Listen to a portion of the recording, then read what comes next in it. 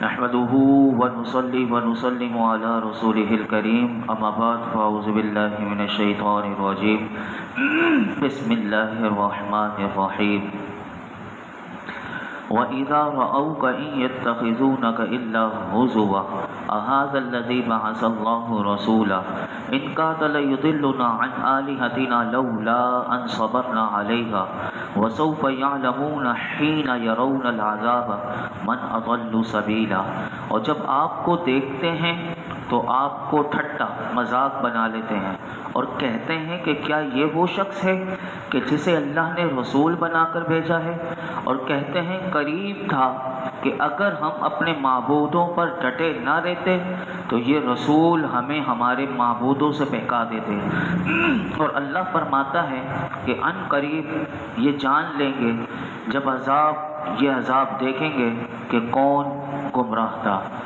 اس آیت کریمہ میں اللہ رب العالمین نے اپنے محبوب علیہ الصلوۃ والسلام سے ارشاد فرمایا کہ جن مشرکین کے سامنے آپ نے سابقہ قوموں کے واقعات بیان فرمائے، جب یہ آپ کو دیکھتے ہیں تو ٹھٹا مذاق بنا لیتے ہیں اور کہتے ہیں کہ کیا یہ وہ شخص ہے کہ جسے اللہ تبارک و تعالی نے اپنی مخلوق میں سے ہماری طرف رسول بنا کر بھیجا ہے۔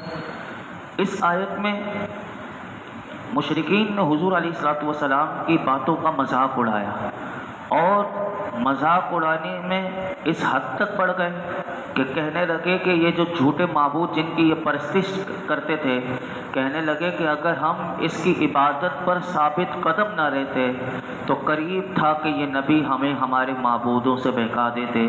تو اس سے یہ بات تو معلوم ہوئی کہ قرآن کی اگر اس آیت میں غور کریں تو علماء کہتے ہیں کہ نبی پاک صلی اللہ علیہ وسلم کی دعوت اور آپ کے اظہار معجزات نے کفار پر اتنا اثر کیا تھا کہ وہ دین حق کو اس قدر اس نے واضح کر دیا تھا کہ کافر اس بات کا خود اقرار کر رہے ہیں کہ وہ اگر اپنی ہٹ دھرمی پر جمے نہ رہتے تو قریب تھا کہ بت پرستی چھوڑ دیتے۔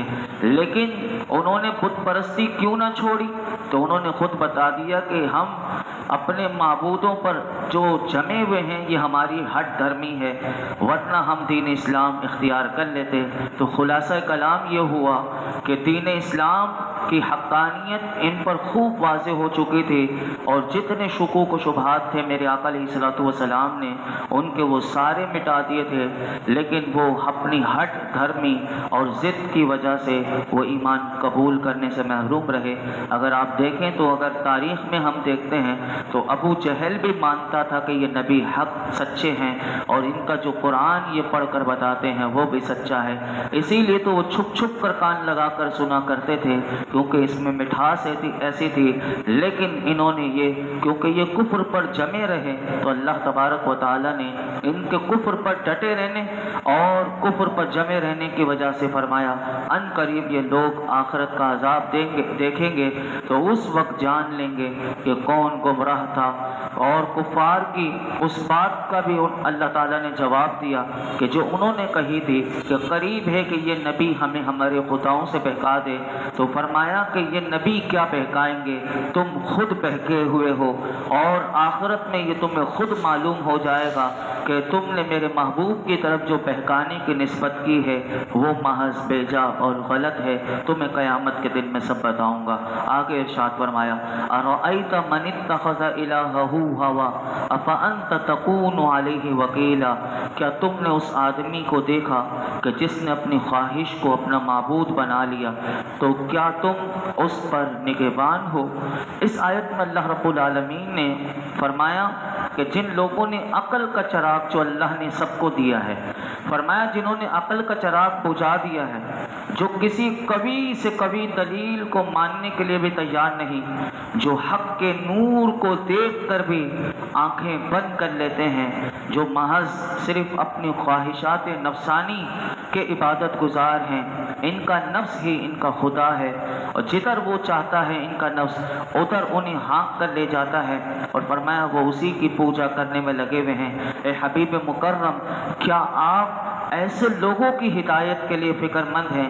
فرمایا یہ تو ڈنگروں سے بھی بدتر ہیں، قرآن نے کہا، بلکہ اس سے بھی गए गुजरे हैं, क्योंकि जो डंगर हैं, जो चौपाए हैं, जो जानवर हैं, फरमाया वो तो अपने मालिक को पहचानते हैं और उसका हुक्म बजा लाते हैं, और जो खिदमत उनके रब ने उनके सुपुर्द की है, फरमाया वो उसको अदा करने में सुस्ती नहीं करते।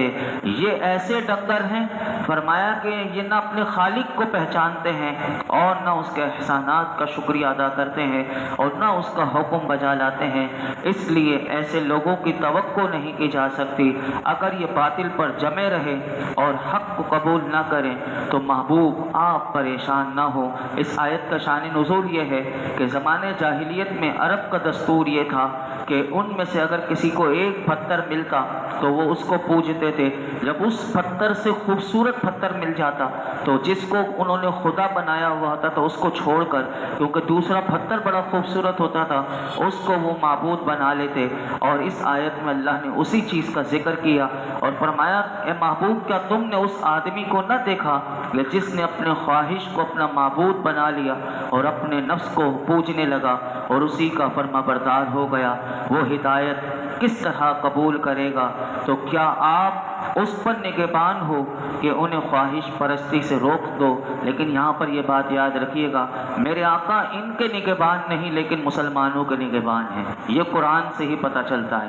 काफिरों के हुजूर निगहबान नहीं लेकिन मुसलमानों के निगहबान है। और ये अल्लाह ने खुद ही बता दिया, इन्ना अरसलना इलैकुम रसूलन शाहिदा।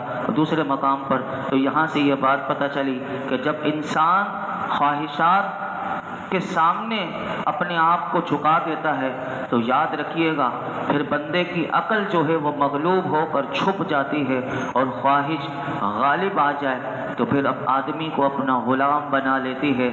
इसलिए ख्वाहिश का बंदा ना बने, इसलिए अल्लाह का बंदा बनना चाहिए। यही बात हमें इस आयत में भी सिखाई गई। इमाम गज़ाली ने तो इसको बड़ा खूबसूरत करके सिखाया, लेकिन क्योंकि बात बड़ी गहरी है, समझना इतना आसान नहीं। अगर कोई पढ़ना चाहे तो वो अहयाए उलूमुद्दीन पढ़े, उसमें ख्वाहिश नफ्स परस्ती को आपने इतना खोल कर बयान किया है कि बंदा जब तन्हाई में बैठ कर पढ़े तो आप बताते हैं कि कैसे ख्वाहिश जब गालिब आती हैं तो अकल को कैसे मगलूब कर देती हैं। आगे अल्लाह ताला ने इरशाद फरमाया, अम तहसबु अन्ना अक्सरहुम यस्माऊना औ याक़िलून इन हुम इल्ला कल अनआमी बल हुम अदल्लु सबीला। क्या तुम ये समझते हो कि इनमें से अक्सर लोग सुनते या समझते हैं? फरमाया, ये तो सिर्फ जानवरों की तरह हैं, बल्कि उससे भी बदतर गुमराह हैं। जो बात मैंने अभी आपके सामने अर्ज़ की वही बात अल्लाह ने अगली आयत में अर्ज़ कर दी कि महबूब, ये मुशरिकीन आपसे क्योंकि शिद्दत से बुग़्ज़ रखते हैं अपने दिलों में, और इनके दिलों में शिद्दत इनाद की वजह से ये ना आपकी बात सुनते हैं ना समझते हैं, ना आपके दलाइल को देखने की कोशिश करते हैं, ना बराहीन से उसको समझने की कोशिश करते हैं।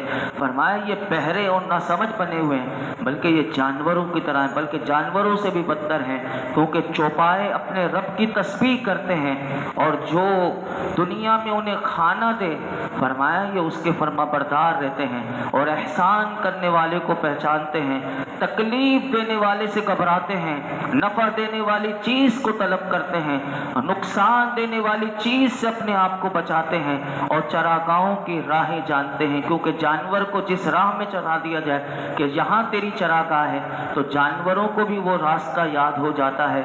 अल्लाह ताला ने इनको बताया कि ये कुफ़ार तो जानवरों से भी बड़े बदतर जानवर हैं, ना ये अल्लाह की इताअत करते हैं, ना ये अल्लाह के एहसान को पहचानते हैं, और ना फरमाया कि ये बहुत ख़तरनाक रास्ते पर हैं और ये उस रास्ते पर चल रहे हैं कि जहाँ तबाही तबाही है और इनके लिए बर्बादी है।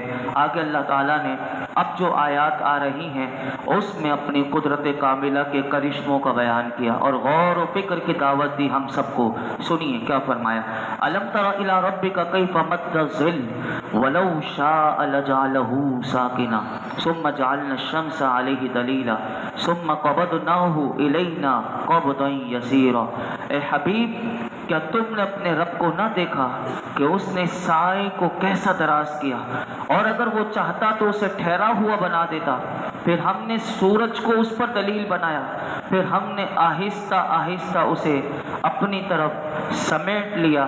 یہاں پر اللہ رب العالمین نے اپنی قدرت کاملہ کے ان کرشموں کا ذکر کیا اور فرمایا کہ جو انسان کے لیے سراپا لطف و رحمت ہے اس کی طرف سے، اگر قدرت فیاضی اور دریا دلی سے ان سایوں کو، ان چیزوں کو آشکارا نہ کرتی تو فرمایا کہ انسان کی آفاقی فتوحات جو تھی تو اس کا ذکر ہی کیا، اس کے وجود تک کا بھی فنا ہو جاتا۔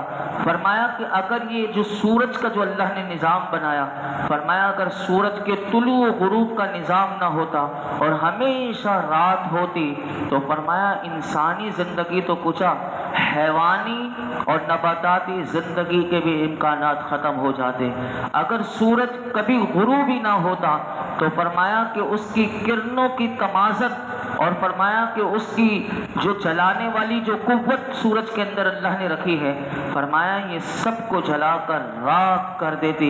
اللہ تبارک و تعالی نے اس آیت میں فرمایا کہ سورج جب طلوع ہوتا ہے تو ہر چیز کا سایہ پھیلا ہوا ہوتا ہے، سورج جیسے جیسے بلند ہوتا ہے سایہ بھی سمٹنے لگتا ہے۔ اور اس آیت میں اللہ رب العالمین نے وہ سورج کو فرمایا کہ اس کے طلوع ہونے تک کیسا اللہ رب العالمین نے سائے کو دراز کیا۔ اس وقت ساری زمین پر سایہ ہی سایہ ہوتا ہے اور نہ دھوپ ہے نہ اندھیرا ہے۔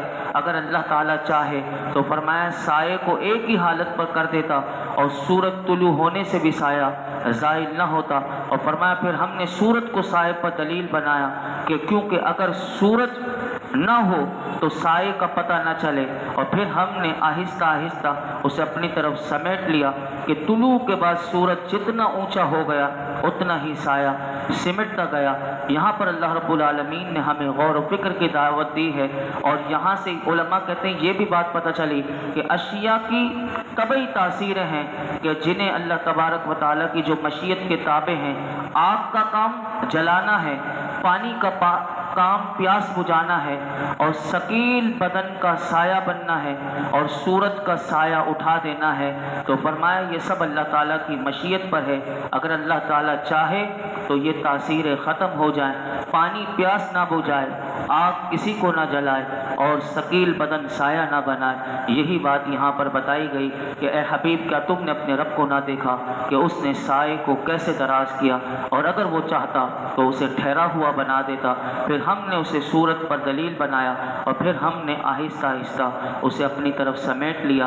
یعنی یہ دن رات کا جو نظام ہے، یہ بات اس میں ہمیں سمجھائی گئی ہے کہ دیکھو تو صحیح کیسے پورا اندھیرا چھا جاتا ہے، اور کیسے وہ اندھیرا سایہ جو ہوتا ہے وہ لپیٹ لیتا ہے اللہ، اور پھر کیسے روشنی چھا جاتی ہے، اور کس طرح انسانی زندگی کا جو ایک نظام ہے وہ پورا چل رہا ہے۔